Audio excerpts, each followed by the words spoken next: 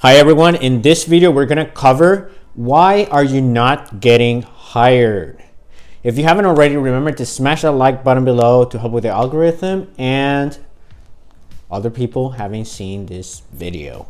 Now, why are you not getting hired? You must be thinking like, why am I not getting hired? Maybe you feel like you're doing everything right. Maybe you simply don't have an idea. Maybe you've been applying for a while now and you're not getting hired. Maybe you think you've applied enough and you haven't. There are many reasons. But the point is, we're going to try to be as comprehensive as possible here so you can fix that. And so you know where to look for more information so you can fix any particular specific problem that you may have. But before we begin, you need to make sure that you're being honest with yourself. If you're lying to yourself, if you think, I've applied to enough companies, and you applied to 5 companies in 6 months, that's just not enough, okay? If you're telling yourself, oh, my resume is good enough, but you haven't gotten like any interviews at all or very few interviews, given how many jobs you've applied to, you know that's not true. Or, but I know that I'm doing my best interviews. Are you 100% sure that you are? It depends on how many interviews you've had, but if you've had many interviews and you haven't gotten a single offer, you might want to consider the possibility of there being something you can fix or improve on in your interviews. It is a process, and in order to get hired, you have to go through each step of the process, of the hiring process, and you have to pass each step. What you need to do at each step is sell yourself effectively to the company. For example, let's say you see an application, you apply to it. Are you sure that you are applying correctly, that you're making sure that you are fulfilling the requirements they have? For example, many companies have application tracking systems. In other words, since there are so many resumes coming in, way too many for like human beings to actually check and spend their time on because that's very costly, they automated that process and now they're looking for keywords for the job. Maybe the position said in the job description they were looking for people who could do Java or Python or something else that's in the case of someone who has to deal with software or coding languages. If you do not include those keywords in your resume, it's likely that you're not going to be called, right? Even in sales roles or other managerial roles, you want to make sure that you're using their words, what we call power words as well, right? Like things that they put that they require of someone to have so they can at least entertain the possibility of interviewing them. So that's something that you might want to know. Like, okay, if I'm applying, is my resume one that actually could pass such applicant tracking systems? Do I have the right keywords in my resume? That's the first thing. Now let's say that it passes that and your resume goes to someone, to a human being. Is your resume good enough? Like maybe you put the actual good keywords in it, but the human being reads it and it's like, I don't know, I don't feel good about this person, because maybe you're making other mistakes in your resume. If you haven't yet seen it, we are going to publish, or we already published, depending on where it came out, a video on what a good resume looks like, where I actually walk you through how you can actually write your resume in order of the order where you put things, how to order your bullet points, the font to use, how long it should be, what sections to include, what sections not to include, so that you can actually make a good resume.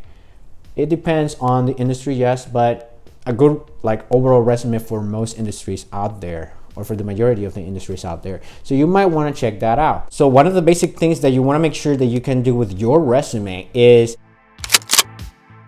make sure that what you're showing there aligns with what they are looking for, and that you actually have it in a very good presentable format that showcases your strengths the way that's going to get a human person to actually push your resume along.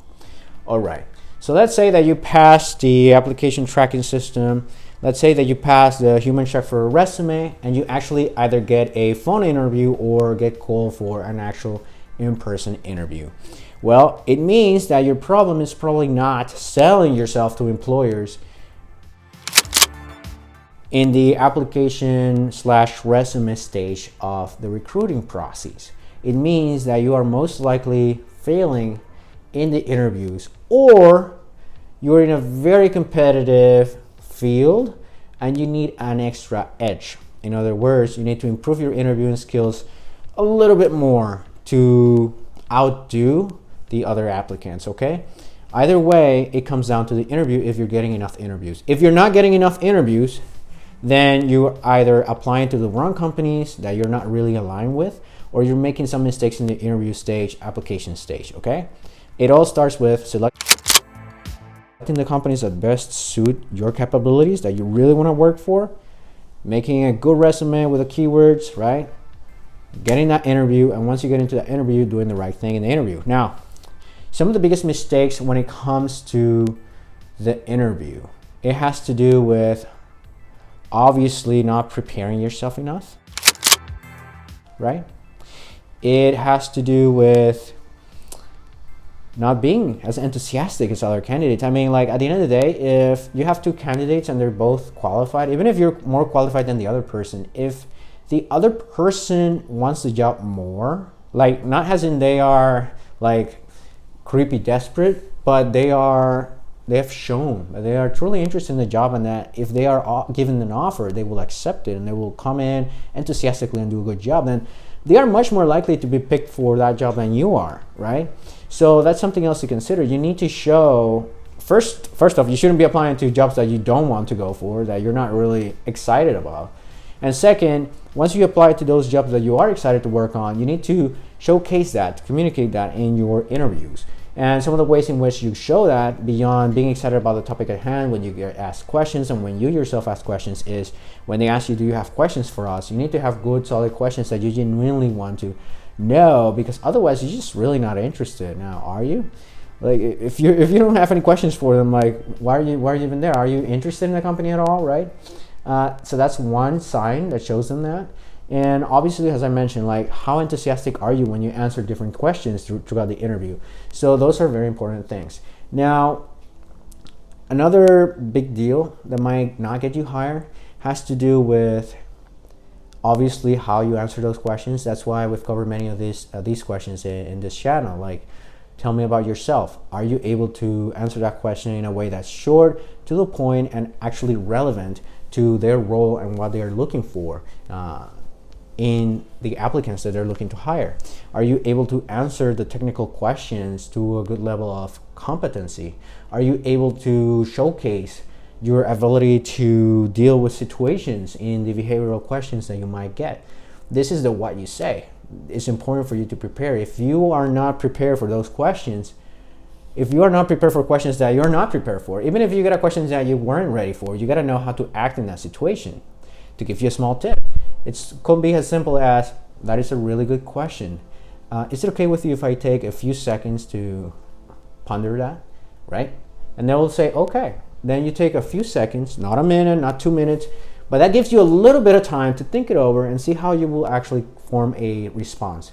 And it's not like I memorize the answer to every single question. It's more like you already know that the answer needs to be something that showcases how you can help them, how you can contribute to a company in a way that's genuine, enthusiastic, and that's basically it. So if your answer comes from that place, and you actually give yourself a little bit of time by acting professionally and asking if you could have a few seconds to think it over, then that's going to help you even push through those questions that you may not have been prepared for.